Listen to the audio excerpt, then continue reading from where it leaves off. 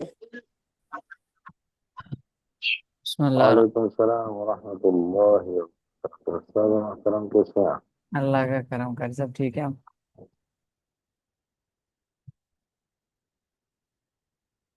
بسم اللہ الرحمن الرحیم والثانی للمثنى تقول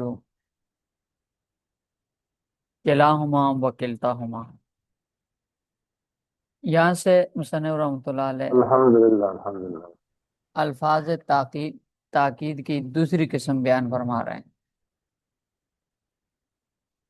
اور دوسری قسم میں تاکید کے یہ دو الفاظ ہیں، ایک کلا اور دوسرا کلتا۔ تو مصنف فرماتے ہیں کہ یہ صرف تثنیہ کی تاکید کے لیے استعمال ہوتے ہیں، مفرد اور جمع کی تاکید کے لیے استعمال نہیں ہوتے۔ کلاہما اور کلتاہما، ضمیر کی طرف مضاف ہوں، اس میں ظاہر کی طرف مضاف ہوں۔ جانی رجلان کلاہما، اور مونس کے لیے کہا جائے گا جاءتنی المرأتان کلتاہما۔ اور آپ نے یہ پہلے بھی پڑھا ہے کہ کلا اور کلتا یہ دونوں لازم الاضافت ہیں، ہمیشہ مضاف ہو کر استعمال ہوتے ہیں، خاص ضمیر کی طرف مضاف ہو کر استعمال ہو، جیسے یہاں پر کلاہما اور کلتاہما آیا ہوا ہے، یا اس کی طرف اس میں ظاہر کی طرف مضاف ہو کر استعمال ہو۔ تو یہ صرف اور صرف یہ دونوں تثنیہ کی تاکید کے لیے استعمال ہوتے ہیں، تثنیہ مؤنث کے لیے اور تثنیہ مذکر کے لیے۔ والباقی لغیر المثنى باختلاف الضمیر فی کلہ وکلہا وکلہم وکلہن۔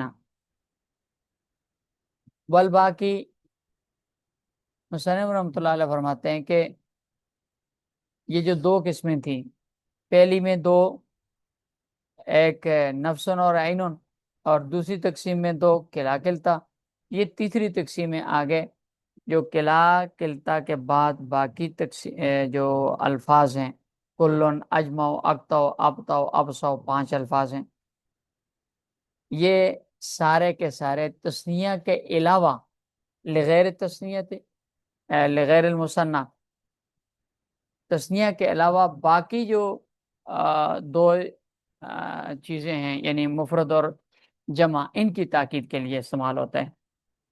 البتہ اس میں فرق یہ ہوگا کہ لفظ کل جو ہے، اس میں صیغہ تو نہیں بدلے گا، صیغہ ایک ہی رہے گا، صرف ضمیر بدلے گی، مفرد کے ساتھ مفرد کی ضمیر ہوگی، جمع کے ساتھ جمع کی ضمیر ہوگی، مفرد مذکر کے ساتھ مذکر کی، مؤنث کے ساتھ مؤنث کی، اور جمع مذکر کے ساتھ جمع مذکر کی، جمع مؤنث کے ساتھ جمع مؤنث کی ضمیر استعمال ہوگی۔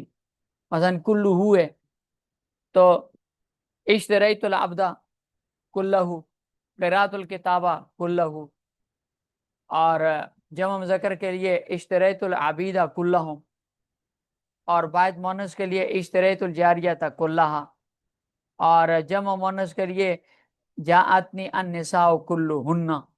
یہ سارے نیچے اس میں یہ مثالیں لکھی ہوئی ہیں حاشیے میں۔ تو فی کلہ باختلاف ضمیر، باقی تثنیہ کے علاوہ کے لیے تاکید کے لیے استعمال ہوتے ہیں، اور ضمیر کے اختلاف کے ساتھ کل کے لفظ میں کہ کلہ، کلہا، کلہم اور کلہن۔ والصیغ فی الباقی فی البواقی، جو باقی 4 الفاظ ہیں، اجمع، اقطع، ابطع، ابصع، ان 4 میں صیغہ بدلے گا، ضمیر نہیں بدلے، ضمیر ان کے ساتھ استعمال ہی نہیں ہوتی، لہذا ان میں صیغہ بدلتا رہے گا۔ مفرد مذکر کے لیے الگ صیغہ ہوگا، جمع مذکر کے لیے الگ صیغہ ہوگا، مفرد مؤنث کے لیے الگ صیغہ ہے، اور جمع مؤنث کے لیے الگ صیغہ ہے۔ مثلا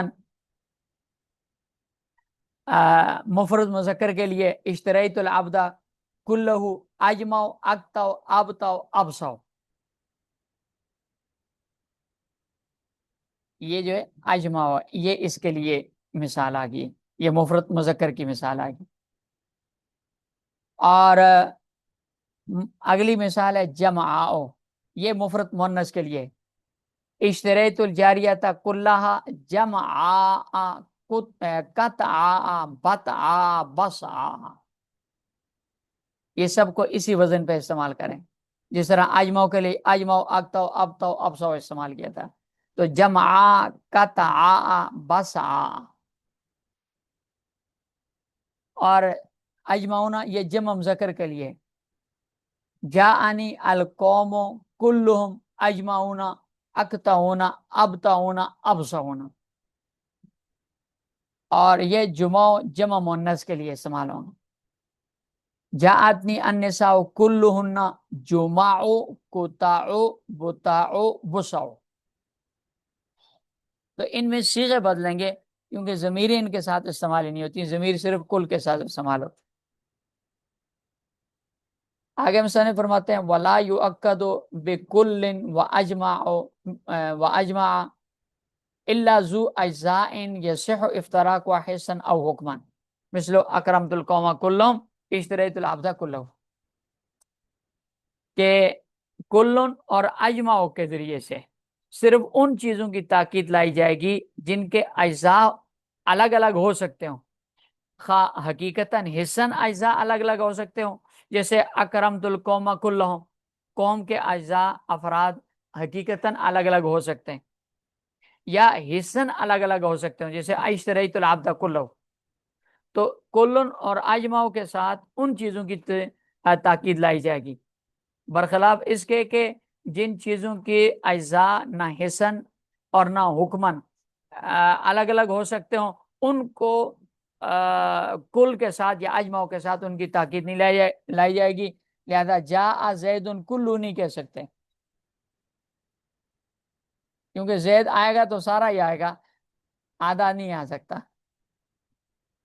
وَإِذَا أُكِّدَ الضَّمِيرُ مرفوع المتصل بالنفس والعین اُكِّدَ بمنفصل مثل ضربت انت نفسک. مصنف رحمۃ اللہ فرماتے ہیں کہ جب ضمیر مرفوع متصل کی تاکید آپ لا رہے ہوں اور نفسن اور عین کے لفظ کے ساتھ لا رہے ہوں تو پھر اس کے لیے ضروری ہے کہ پہلے آپ اس ضمیر مرفوع متصل کی تاکید ضمیر منصوب مرفوع منفصل کے ساتھ لائیں، بعد میں تاکید کے الفاظ استعمال کریں گے. جیسے یہ مثال ہے ضربت انت نفسا کا، یہ نفسا کا تاکید کر رہا ہے ضربت کی تا ضمیر کی، تو اس سے پہلے انتا کے ذریعے سے اس کی تاکید لائی. یہ وہی ہے جو پیچھے عطف کے مسئلے میں گزرا تھا کہ جب مرفوع ضمیر مرفوع متصل پر اس میں ظاہر کا عطف کریں اور فاصلہ نہ ہو تو ضمیر مرفوع منفصل کے ساتھ تاکید لائی جاتی ہے. یہ وہی مسئلہ ہے. وَأَقْتَوْ وَأَخَوَاوْ أَتْبَاعٌ لِأَجْمَعَ، یہ آخری مسئلہ ہے تاکید کا کہ اقتو، ابتو، ابسو یہ تینوں ایک تو یہ اجماؤ کے تابع ہیں کہ اجماؤ کے بغیر استعمال نہیں ہو سکتے. اجماؤ استعمال ہوگا تو یہ استعمال ہوں گے، نہیں تو نہیں استعمال ہوں گے. لہذا یہ اجماؤ کے تابع ہیں، اس کے بغیر استعمال نہیں ہو سکتے. ایک نمبر دو فلا تتقدم علیہ، اجماؤ سے مقدم بھی نہیں ہو سکتے کیونکہ یہ اجماؤ کے تابع، لہذا دو چیزیں ان کے لیے ضروری ہوں گی. نمبر ایک یہ اجماؤ سے مقدم نہیں ہوں گے، اجماؤ کے بعد یہ استعمال ہوں گے. جاءنی القوم پہلے اجمعون آئے گا پھر اقطعون ابطعون ابصعون آئے گا.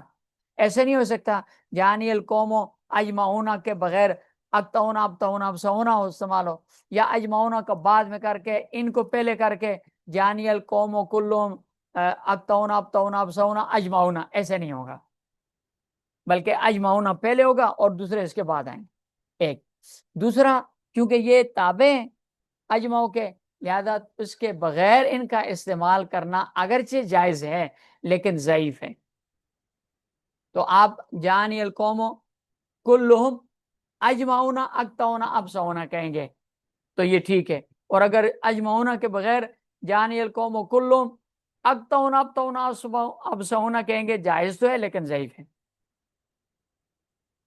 اقطع و اخواو اور اس کے دونوں ساتھی اتباع لاجمع اجماؤ کے تابع ہیں، فلا یتقدم علیہ لہذا نہ تو ان سے مقدم ہو سکتے ہیں وذکر دونہ ضعیف، اور اس کے بغیر ان دونوں کا ذکر کرنا ضعیف ہے۔ چلیں یہ تاکید کا سبق مکمل ہو گئے۔